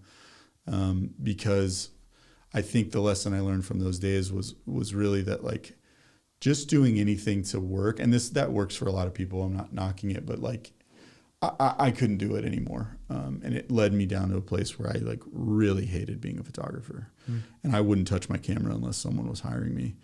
And it honestly led me to, I would say, quitting, failing. As a photographer, I just got to a point where I stopped shooting entirely, and I actually ended up taking a job working for Apple for a handful of years in my late 20s, early 30s, where I was actually teaching photography. So I did that for a little bit, and I kind of found that I loved teaching, and I can talk a lot, so it was good. It worked, and it kind of made me feel okay about not shooting anymore in a way, because I was still related. But yeah, I did that for a few years in my, through my early 30s. And then really the bug came back around where I was is this what I want to do? Do I want to be this, whatever, as a career working for I loved working for Apple. It was a great company, and I have great friends that still work there. But yeah, I just was feeling I want to get back to creating. So again, long story short, I mean, we could do a whole, I think I did a podcast for someone else recently, and that's all we talked about. So I'll try and keep it short. But no worries. We made a decision. My wife lost her job, and we made a decision to move. We were living in Colorado, which is a great place to live, but it's super expensive. It made it really hard to be a photographer there because you want to pay the bills. Mm-hmm. So our second kid was born, and we made the decision to move to Detroit. And we were there for just a few months, and I landed a job as an in-house photographer for a corporation. which was amazing. I mean, it moved me, gave me stable income, and it put a camera back in my hands. So all of that was happening as like the digital revolution, the DSLR revolution was kind of going on, and people were shooting video and photo, like both things were starting to happen, So I did photography for them for a couple of years, and it was like the senior photographer and ran the photo team. But all the while, like the team that I was on did more video than photo, the broader team. I was becoming interested in video, and I was learning from the video guys, from the video team, guys and gals, I shouldn't say guys, but again, like there was a lot in that, but I eventually talked the company into letting me transfer from the photo team and leading the photo team to being kind of more of a junior video, content creator is what they called it. So I did that. I transferred over and started doing video. I did about a year as like they called it a content creator, I think.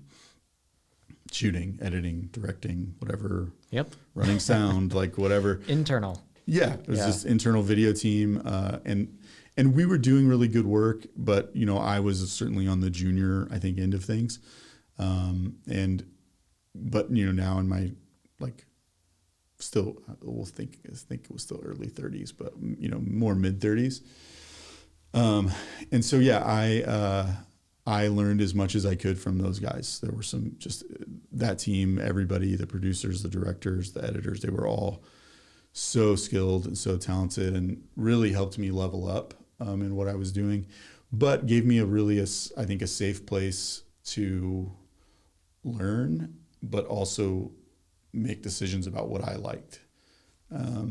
So after about a year or so of that, like where the whole team was kind of wearing multiple hats, we started to get bigger projects and work on bigger things. And some of the team was even, we're even starting to get like national commercials, on the smaller end, but we were really like doing, bigger and better work. And all the while, everybody, our producer, Christina El-Haddad, and our director, Nathaniel Sherfield, and the other DP on the team, John Mitchell, they were all like super instrumental and very encouraging and like teaching me and, helping me come along. But so the team was growing, we were doing bigger stuff. Eventually we decided to kind of restructure, because wearing multiple hats, you would end up with like, I'm sitting in an editing suite and a guy who, is a great editor is out shooting. Yeah. And so I'm cutting his not great looking footage and he's watching me butcher an edit of the footage that he just worked hard to get, And so we started to run into more of that, and people were just we all sort of were feeling this like tension and wanting our careers to progress and wanting to specialize, directors wanting to direct, editors wanting to edit. I was really, I think because of the photo background, was gravitating towards DPing. And so any chance I got, I would try to be on set as doing those roles or helping out in those ways. After a little bit, we decided to kind of specialize. So myself, my friend John Mitchell, kind of became the team's cinematographers and got to focus on camera. And that, I think from there, my career took off. I mean, within a year, the team really grew. We were doing bigger and bigger things. We were shooting national, things that honestly I now look back and go like, why did they let me shoot that? How did I get there? Yeah. Like, oh my gosh. Yeah. they like, because we were internal, I think we were given a level of like grace to do things that we wouldn't have, as a freelancer, I now know like I would not have gotten called as a freelancer to do that because I was still, I think because I was a little bit older, I did bring a level of like maturity and like work ethic to it that I'm not saying if I was 20 or something, I would have been able to do. I don't think I could have if I was like, these were big enough things, but I think I brought some like work ethic and maturity to it that allowed me to like be successful. Cause I think we were like, I didn't fail in those jobs. But we did a handful of like higher, $500,000 and above commercials. And after a little bit of doing that internally, I just was feeling the need or desire to like take that further, because we were still an internal team. So we were still doing like all the day-to-day normal video stuff. You still had to be at your desk 9 to 5, like all the things that go with working at a corporation. And again, not knocking it at all. It was amazing. Definitely set my career on a path. But yeah, so then I left and I went freelance, and that's what I've been doing now the last 4 years or so. Okay. Is, freelance DP. Yeah. With a family as well. With a family, yeah. 3 kids and wife. She works full time, so it's not like I'm fully supporting it. Okay. Well, I mean, don't sell yourself short either. I'm sure that Sure. a lot of the DP checks go to, taking care of the kids, keeping the lights on, sure. and the food For and all sure. that, groceries. It's like, that's something I'd love to dig into a little bit if you're willing to. And Yeah, absolutely. whenever we talk about family and stuff, I have a very large respect for people, whether you're a dad or a mom as a DP or a director, any of those higher up positions that have a lot of responsibility and you have to dedicate a lot of time to something. If you are, say, in the narrative world and you are let's just use director, a director dad, and you have a feature on your hands, you can be out of the home for months, if not a year or two, Sure, yeah, depending yeah. on the project. Yeah. And I just cannot for the life of me figure out how they manage that sometimes, because I'm not yet a dad. Maybe someday, no plans to at the moment.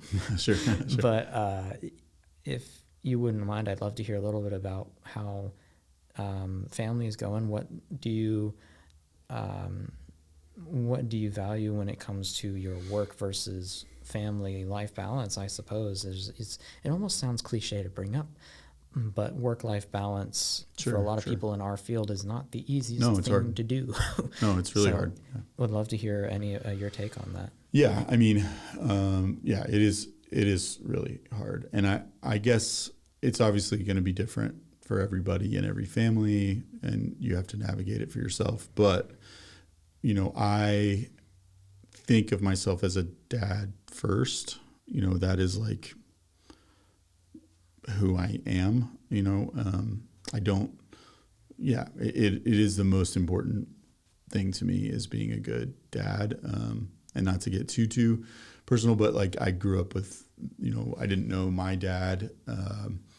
My stepdad was not, he did the best he could, I guess, but it wasn't exactly like an ideal situation. And so there's something, it's just super important to me that like, I don't want to have like a bunch of stuff that's like really cool work and I hardly know my kids. Mm-hmm. So that's just, I think it's important to like make those decisions up front, right? Like that's what is most important to me.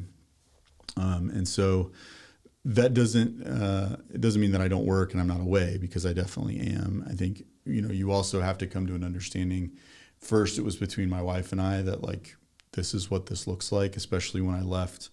I mean, my corporate job was different because we would have long hours when we had shoot days, but I also had to be there 9 to 5. So like in some ways I have a lot more freedom now because I'm not shooting every day, so I can take the kids to things. I can be much more involved in their like daily lives, but then just sometimes I'm gone for a week or something, and so it took, my wife and I having to make that decision that's okay. I think, I'm not, sometimes I'm busy enough that like I do have to check myself and go, okay, maybe you need to turn this down because it's been 3 or 4 things in a row and you're gone a lot. Most of the time that I wish I was busier and I had that problem more. But oftentimes it ends up working itself out. Where when I'm not working, I'm home and I just am intentionally very present with my kids, and my wife. And so now as the kids are getting a little older, I think they've been kind of brought into that decision. Dad does what dad does. I work, but at the same time, like I'm always communicating with them, and letting them know what to expect. Like I have a bigger project coming up, right? I'm going to be gone more. I'm always communicating with them to let them know.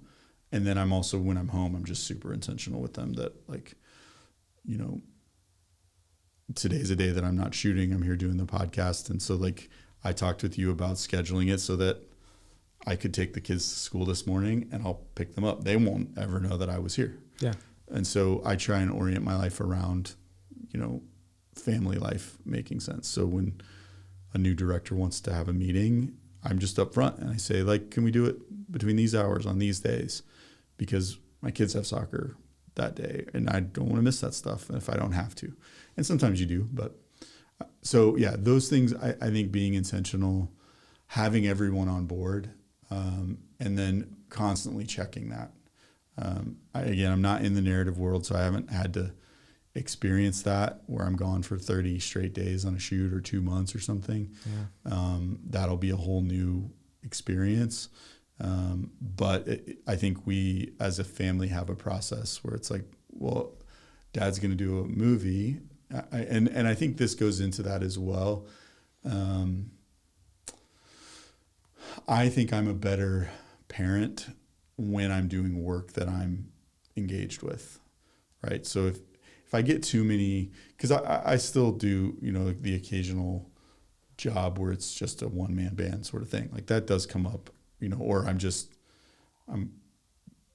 doing it for the paycheck or whatever. And so if I do too many of those in a row, I get pretty bummed out and like can get pretty down. And I think that makes me probably less fun to be around as a parent. You know, my kids probably don't enjoy. And so I think it is important for me to be doing work that is meaningful to me too. And so that's a bit of the balance of like, I'm very interested in doing some narrative work. That's going to look like bigger chunks of time, but I want my kids to be on board for that and understand what it is I'm doing. I talk with them really openly about why that matters to me, that I want to make things that are important to me and important to other people and are creative. And I think, and maybe they don't totally understand, certainly not probably my youngest who's 6, but he just is still in the mode of like, Dad's here or Dad's not here. But my older daughters, like I think they understand that and know that. And then it's just on me to be really very present with them. I mean, when I'm home, they're just my whole world. While they're at school, I do the work I need to do, networking or prepping or planning. And then they come home and pretty much my focus is them. And so there can be in this, I mean, in any job, but in this field, like it's easy to get in a mode of being a workaholic and spending too much time working. If you're not getting work, then you want to spend time trying to get work. And there's just, it can be a trap. And I think we've just as a family been really intentional to say like, I'm okay not working as much, you know, I'm okay. Like I'm not, you know, I know a lot of people that are way better at hustling than I am and are constantly setting up meetings and calls and doing things. I do that stuff, but you know, my downtime is important to me too. And so I think having that perspective of like, I'm not on a track to be a millionaire anytime soon. And I could probably work harder to be on that track, but I like that I pay my bills and I hang out with my kids a lot. So, it's different for every person. What you value is individual. And that's something, like I said, I respect about you is that you want to have that time with your kids. And that it's great that, you know, maybe the younger ones or one doesn't understand as much now, but that's because they're not at a place where they can do that yet. But I think it's great that the other kids are like, yeah, Dad's working, but he's also working for us, and to be able to, you know, keep the lights on, but also that you spend time with your kids, I think is fantastic. And I'm always communicating that to them that like, I love my job, you know? And so I think it makes me a better, happier person that I love my job, and it makes me then a better parent. And so I fully like tell them all the time about what I do. I show them things I do. If I can bring them, I've brought them on set, or I've had them in shoots where we needed kids cast. And I'm like, well, I got a bunch of kids. There you go. You want to put them in? And I think that those little things, when those things have come up, or just even coming with me to like scouts to be a stand-in or something, like I like that I'm including them in that process.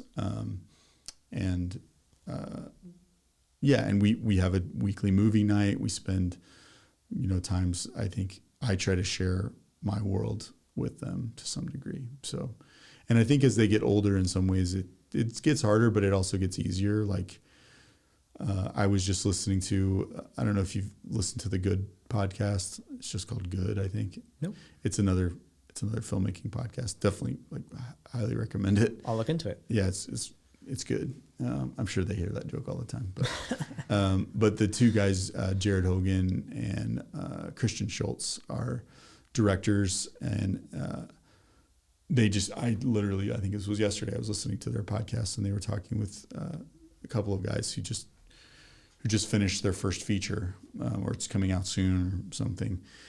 And they made a decision. They were talking about the same thing, and they just brought their families with them. So they had to stay in hotels, and the families lived in hotels with them. So I think there's ways to be creative about that, but it really starts with at home, those conversations, and just being on the same page. If my wife is not on the same page as me about me being gone for 30 days for a feature, yeah, that's going to cause problems when you get back. It's going to cause problems all along. I mean, like, that's hard on me to, like, do the film, to know that I'm away. It's harder on her because she doesn't want me gone. So you have to start with that, being on the same page and communicating. Otherwise, it just makes the whole process unsustainable. And ultimately, I'm here first as a husband and a father. A filmmaker is second or third or fourth or whatever down the line. So, yeah. Either way, that intentionality is the important part, and I think that's your common thread. Yeah. Is the but whether we're talking about where you want to go with your new DP work, or your need for that trust and relationship with your AC or your family, that's sort of like the common theme that I've seen for this entire episode. Is you're very, very big on intention and intentionality. You want to make sure your kids know and trust that you're working for them and that you value them as a family, and so you want to spend time. You want to make sure that your AC, you intentionally tell your AC or hire people on that you can trust and put your reputation on the line for. And the work that you're trying to do in the future is all about now. Well, you could say you're picky, but you could also rephrase that and sound a little bit more hip, I suppose, and say you're intentional. Sure. It's a really interesting silver lining, may not be the right word, but thread that I've seen going through the whole episode. And it has been a wonderful one at that. I don't want to, cut you off if you had something else you wanted to cover, or make sure that, hey, we mentioned this. But if you're good, I think we're pretty much going to end it here. That's great. Yeah. Well, I appreciate it. And it's good chatting with you always. Absolutely, man. I mean, I know you and I have talked a lot over the past COVID, and all of that has been really interesting to get to know you through that. And if anyone else wants to get to know you as well, I'd love to encourage anyone to reach out. You're very open to communication from experience, someone who has never even talked to you before, what was it, like early 2020. Would you mind giving out your social handles so that people can check you out? Yeah, my work is mostly at my website, which is rayrushing.tv. But probably the best way to reach me is Instagram, and it's just at Ray Rushing. Rushing. I always say this on the phone when people think I say Russian, and it's rushing. And I sound like a jerk when I say it, but it's rushing, and I say it's like I'm in a hurry. So when I say that on the phone, I always feel terrible because I'm not in a hurry. When in reality, you're very laid back. I'm not. It's kind of an ironic name, but but just at Ray Rushing on Instagram. I think I'm probably at Ray Rushing everywhere. So it's Twitter or excuse me, or any of those other places. But yeah, Instagram is always a great place, or the new cool thing of Clubhouse. Indeed, which is where I've been spending too much time. Clubhouse, that is an interesting topic. I may have to have you back to discuss that. But yes, so again, thank you so much for your time and for coming all the way down here to spend some time with us and just share your experience and knowledge with the audience. And speaking of the audience, if any of you who are still making it to this point in the episode, whether you're on video or over audio, thank you so much for dedicating your time and learning about Ray and just spending some time with us today. So as a host, I really greatly appreciate it if you've made it this far. For those of you who are on the audio version, whether that's Spotify or Apple Podcasts, please feel free to check out the Instagram page at Merit Makers Podcast or the YouTube channel, pretty much the same name. If anyone out there listening would love to come on the show and be a guest, like I mentioned at the beginning of the episode, please make sure to find the form in the description of the YouTube channel. You can fill that out, put in some basic information, kind of let us know you exist and let us know what you'd like to cover, and I'd be more than happy to talk to you. So without further ado, that does it for us today. Ray, once again, thank you so much for coming on. And Absolutely. I'm sure we'll speak again in the future. Yeah, man. That's good. Yeah. Thanks.